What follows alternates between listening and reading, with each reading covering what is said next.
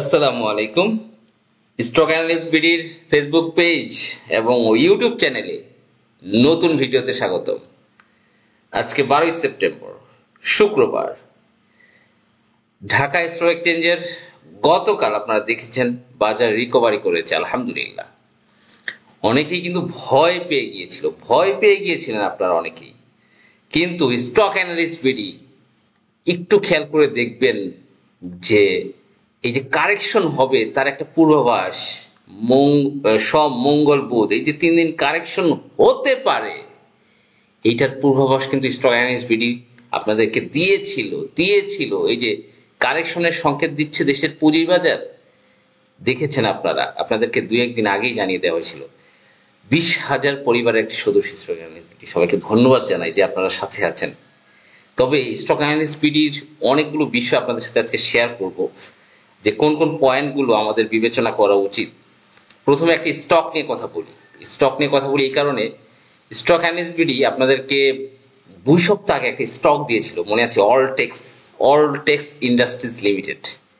এই Alltex industries limited তখন কিন্তু একদম বটম লেভেল প্রাইসিং। আমি বলেছিলাম স্মার্ট মানি এটা উকি দিচ্ছে, আমি দেখতে পাচ্ছি, লাইভ চার্টে দেখতে পাচ্ছি স্মার্ট মানি রয়েছে। দেখেন এরপরে এই অলটেক্সটা এবং একটা সাপোর্ট জোন বটম লেভেলে ছিল। এরপরে দেখেন আমি বলেছিলাম আপনাদেরকে 12 টাকা লেভেলে, 12 টাকা, সেখান থেকে বর্তমান প্রাইস 13 টাকা 90। স্মার্ট মানি কি করেছে সেটা একটু দেখিয়ে দিচ্ছি আপনাদেরকে। দেখেন স্মার্ট মানি কি করলো, 8 সেপ্টেম্বর সকল শেয়ারগুলো হোল্ড করে নিয়ে নিল এবং এর পরের দিন কারেকশন দিল। একটা ডস দেওয়া, সাধারণ বিনিয়োগকারী, আমাদের মতো সাধারণ বিনিয়োগকারী ডস দেয় যে আরো কিছু আছে কিনা দেখি। এর পরের দিনও ডস দিল এবং গতকাল সে তার উত্থান মানে তার ডেস্টিনেশন সেখানে কিন্তু নিয়ে যাচ্ছে। তা স্টক অ্যানালিস্ট বিডি আপনাদেরকে আগে থেকে পূর্বাভাস দেয় যে স্টকগুলো যেটা বটম লেভেলে আছে, এই জোনটা স্মার্ট মানি উকি দিচ্ছে, তার একটা পরিকল্পনা রয়েছে। স্মার্ট মানি লাইভ ট্রেডিং এবং লাইভ ট্রেডিংয়ে লাইভ চার্টে দেখা যায় যে বোঝা যায় 17 বছরের গবেষণা যে একটা স্মার্ট মানি সে কি করতে চাচ্ছে, লাইভ ট্রেডিং তাকে ক্যাপচার করার ক্ষমতা মহান আল্লাহ পাক রব্বুল আলামিন দিয়েছেন আলহামদুলিল্লাহ। এবং আমি দেখেছি অলটেক্সের সেটা, এবং সেটা কিন্তু সফলতা পেয়েছে। হয়তো আপনারা অনেকেই নেননি, বুঝতে পারেননি, যাই হোক। এবং মার্কেটে যে পূর্বাভাস কারেকশন দিতে পারে, অনেকেই কিন্তু মজা করেছিলেন যে কি ব্যাপার। 2 দিন আগে আমি কিন্তু দেখেন আমি কারেকশনের ব্যাপারটা কবে বলেছিলাম, 1 2 3 4 5 6 নাম্বার ক্যান্ডেল, 6, আমি একটু ব্যাকে যাই, 1 2 3 4, আমি এখান থেকে ডিলিট করে দিচ্ছি, 1 2 3 4 5 6, এই জায়গাটায়, এইখান থেকে আমি কারেকশনের ব্যাপারটা বলেছিলাম আমার চ্যানেলে। অনেকেই পরের দিন ভাবছেন যে কি বলছে, কিন্তু দেখেন তারপরে আলটিমেটলি সেই কারেকশনটা কিন্তু হলো। যাই হোক, আবার যে উত্থান হতে পারে সেটা আমি কি বলেছিলাম দেখেন, গতকালকের ভিডিওতে ইন্ডেক্সের ব্যাপারে আমি কি বলেছিলাম সেটা আপনাদেরকে দেখতে হবে। আমি বলেছিলাম পরে কিন্তু উঠার পসিবিলিটি রয়েছে, এবং আপনারা হয়তো গতকালের ভিডিও আমি দেখেছেন ইন্ডেক্সের যে ব্যাপারে। এই যে আমি দেখেন এইখানে কিন্তু বলেছিলাম যে এই ধরনের একটা বাউন্স ব্যাক করতে পারে। দেখেন আলহামদুলিল্লাহ সেই বাউন্স ব্যাকটাই কিন্তু করলো। যাক আলহামদুলিল্লাহ, এটা আসলে চেষ্টা করি আপনাদেরকে সর্বশেষ লেটেস্ট আপডেটগুলো দেওয়ার চেষ্টা করি স্টক অ্যানালিস্ট বিডি। তা ধন্যবাদ যারা সাথে আছেন, আবারও মোবারকবাদ জানাই। তা আজকে মার্কেট বিশ্লেষণ করতে চাচ্ছি যে মার্কেটে কি হতে পারে এই সপ্তাহে, সামনের সপ্তাহে, ট্রেড ভ্যালু, তারপর ভলিউম ক্যালকুলেশন, সবকিছু নিয়ে।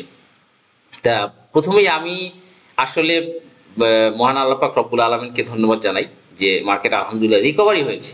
অনেকে কিন্তু অনেক টেনশনে পড়েছিলাম যে কি করব, মার্কেট পড়ছে, এত বেড়েছে, এরপরে পড়ছে, সেল দিব কিনা, কি করতে পারি, টেনশনে পড়ে গেছেন।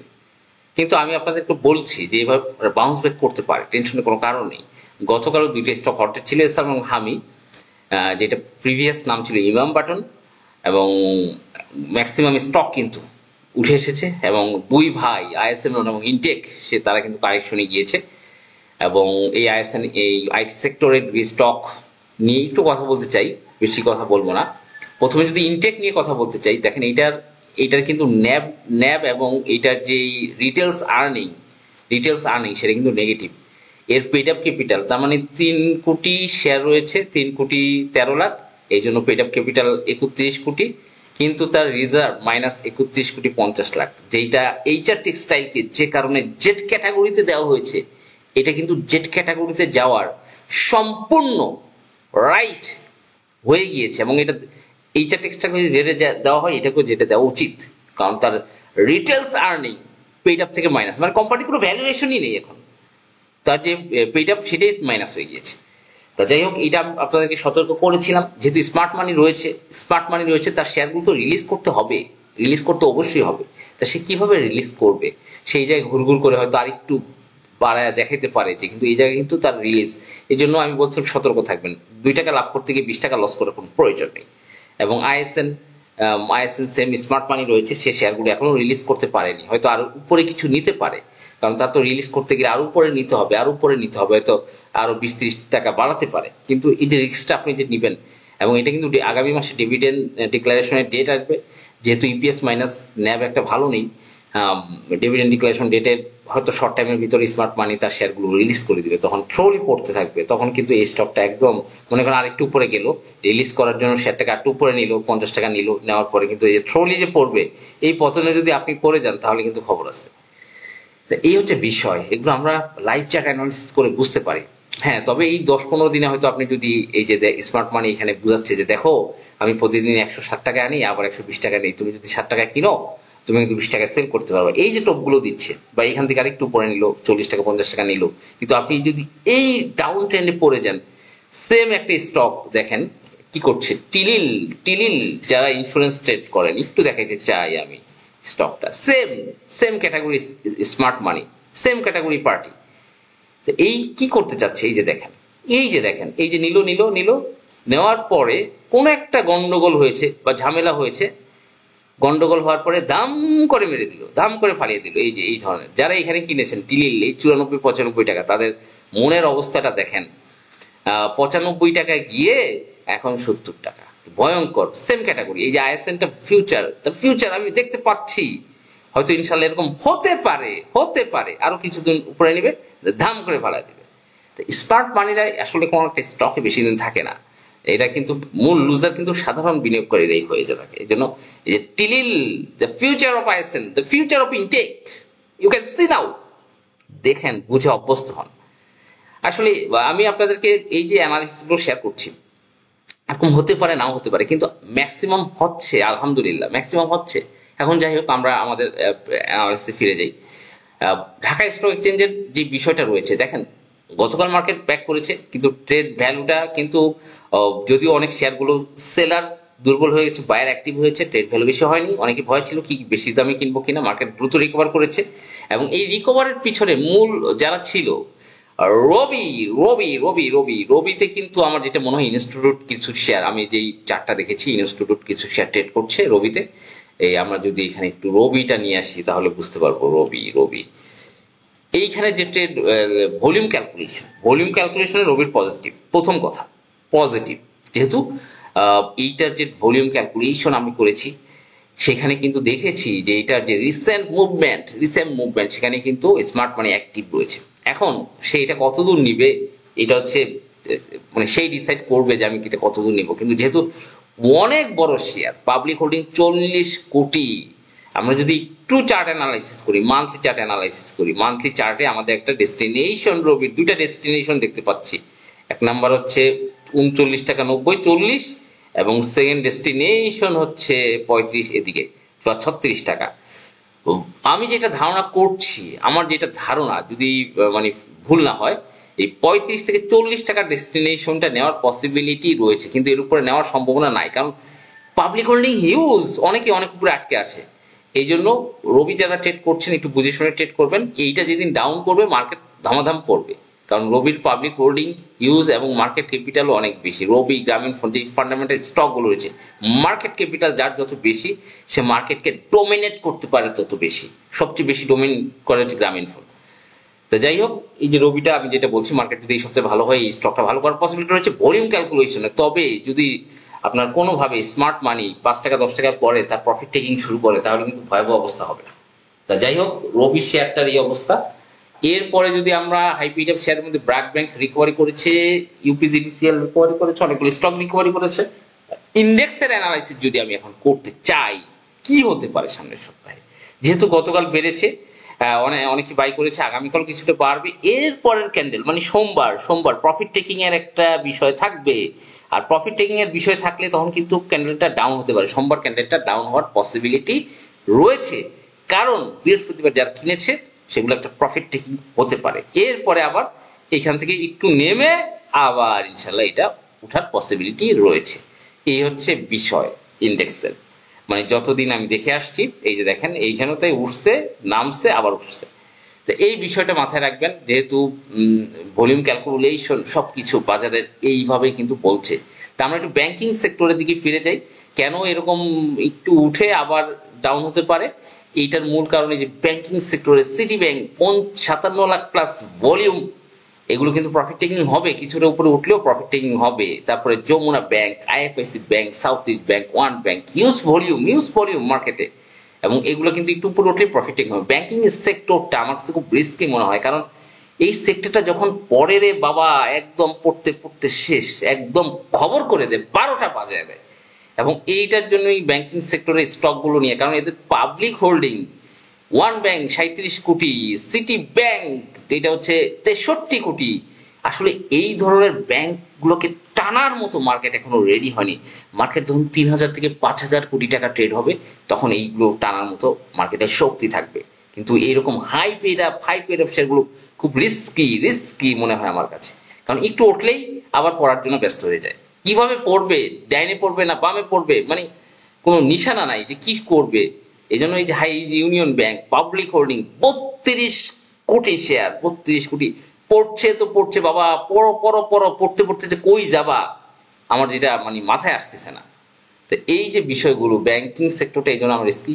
প্রত্যেকটা শেয়ারের হাই ভলিউম পাবলিক হোল্ডিং, এই জন্য এই মার্কেট এখন রেডি নয় ব্যাংকিং সেক্টরকে টানার। এবং অন্যান্য সেক্টরগুলো মোটামুটি দ্রুত রিকভার করে। ইঞ্জিনিয়ারিং সেক্টরে আমি দেখেছি ডোমিনিজ স্মার্ট মানি রয়েছে, 10 টাকা থেকে 20 টাকা ডাবল হয়েছে। ইপিএস কিন্তু তেমন একটা ভালো না। এই জন্য এইটার কিন্তু যদি দেখি আমরা, ওই ডোমিনেজটা কিন্তু যেহেতু হায়ার হাই তৈরি করছি স্মার্ট মানি, এবং এটা কিন্তু ফিডিং করানোর একটা টাইম চলে আসছে। ইনস্টিটিউট যে আপডেটটা, আমি মনে করি ঢাকা স্টক এক্সচেঞ্জের ইনস্টিটিউট আপডেটটা নগদ দেওয়া উচিত, প্রতি 15 দিনে দেওয়া উচিত। কারণ এই ইনস্টিটিউটের যে গত মাসে দেখা যায় তারা 7.23% শেয়ার কিনছে, এই মাসে কিন্তু ছেড়ে দিবে, কিন্তু আমরা বুঝতে পারছি না। আমরা গত মাসেরটা দেখে ট্রেড করছি। এটা মাল্টি চার্ট, এর যে হায়ার হাই, এটা কিন্তু এই যে 24 টাকা বা এই লেভেলে কিন্তু একটা ফিডিং হতে পারে এই যে এইখানে লেভেলে 24 টাকা লেভেলটা। এই জন্য আপনারা একটু সতর্ক থাকবেন। এছাড়া ইঞ্জিনিয়ার্স গোল্ডেনসন ইপিএস নেগেটিভ, তারপরও স্মার্ট মানি একটু লাফালাফি করছে, যেহেতু ইপিএস নেগেটিভ খুব বেশি মনে হয় না উপরের দিকে নিয়ে যাওয়ার এই মুহূর্তে পসিবিলিটি রয়েছে। এবং অন্যান্য সেক্টরগুলো যদি অ্যানালাইসিস করি, আইটি সেক্টরটা বেশ কারেকশনে দিয়েছিল, অনেকগুলো কালকে রিকভারি করেছে। তা যাই হোক, ওভারঅল মার্কেট খারাপ না। আমি তো ইন্ডেক্স নিয়ে অ্যানালাইসিস করলাম যে এটা এরকম হতে পারে। এবং যারা স্টক অ্যানালিস্ট বিডির সাথে আছেন ধন্যবাদ জানাই। এবং স্টক অ্যানালিস্ট বিডির যে স্টকগুলো অ্যানালাইসিস করে, কিছু স্টকগুলো ইনস্ট্যান্ট ভালো করে, কিছু স্টকগুলো কিছুটা সময় নেয়, যেটা আপনাদের অলটেক্স দেখেছেন অলটেক্স। এবং স্টক অ্যানালিস্ট বিডি আপনাদেরকে কিছু স্টক বটম লেভেলে সাজেস্ট করে, তার মধ্যে অন্যতম এক্সাম্পল, এবং আপনারা দেখেছেন শুধু অলটেক্সকে আমি দিয়েছি, আমি কত শেয়ার আপনাদেরকে দিয়েছি, প্রত্যেকটা শেয়ার আলহামদুলিল্লাহ। আচ্ছা, আমি কি আপনাদেরকে যদি একটু দেখাই, এই যে সাবকো স্পিনিং মিলস, এটা কি আপনাদেরকে আমি 13 টাকা 12.5 টাকা আমার ভিডিও রয়েছে, আমি কি সাজেস্ট করিনি? তারপরে কোথায় গেল শেয়ারটা? 17 টাকা 80 হল্টেড ছিল। আপনাদেরকে বটম লেভেলের চেষ্টা করি, আপনারা আমার জন্য দোয়া করবেন, এবং এভাবে যেন আপনাদেরকে সবসময় সাজেস্ট করতে পারি, কোনটা অ্যানালিসিস দিতে পারি, বা কোন একটা স্টক সম্পর্কে আপনার ডিটেলস তুলে ধরতে পারি, এটার ফিউচার কি হতে পারে বা এটার কি অবস্থা। সাথে আছেন তাদেরকে ধন্যবাদ জানাই। এবং ঢাকা স্টক এক্সচেঞ্জের বর্তমান যে কন্ডিশন, মার্কেট সিচুয়েশন নিয়ে ভয় পাওয়ার কোনো কারণ নেই। আমি বলি না আপনি লসের শেয়ার সেল করেন, কারণ মার্কেট অনেক ভালো, ভবিষ্যৎ ইনশাআল্লাহ ভালো করবে এবং আমরা সবাই আশাবাদী। মার্কেটের একটা খুবই বাজে সিচুয়েশন আমরা কিন্তু পার করেছি এর আগে, বিগত 2-3 বছর, এবং মার্কেটটা আস্তে আস্তে রিকভার করছে। ভয় পাওয়ার কোনো কারণ নেই এখানে। কেন ভয় পাবেন আপনি? যখন মার্কেটে ভালো সময় চলে, হয়তো ভালো সময় কিন্তু কন্টিনিউয়াসলি চলে না, যায় আবার একটু নামে, আবার একটু উঠবে, আবার নামবে, এভাবে করে উপরের দিকে যাবে।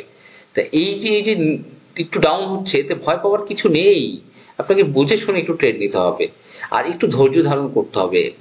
স্টক সুইচিং এটা খুবই একটা বাজে অভ্যাস। আপনি একটা স্টক কিনলেন, কেনার পরে আপনি একটু নামলো বিক্রি করে দিলেন, আরেকটু নামলো বা আপনি নিচে নামলো বিক্রি করে দিলেন, এরপরে 2 দিন ঘোরাঘুরি করলো, এই স্টকটাই টান দিল।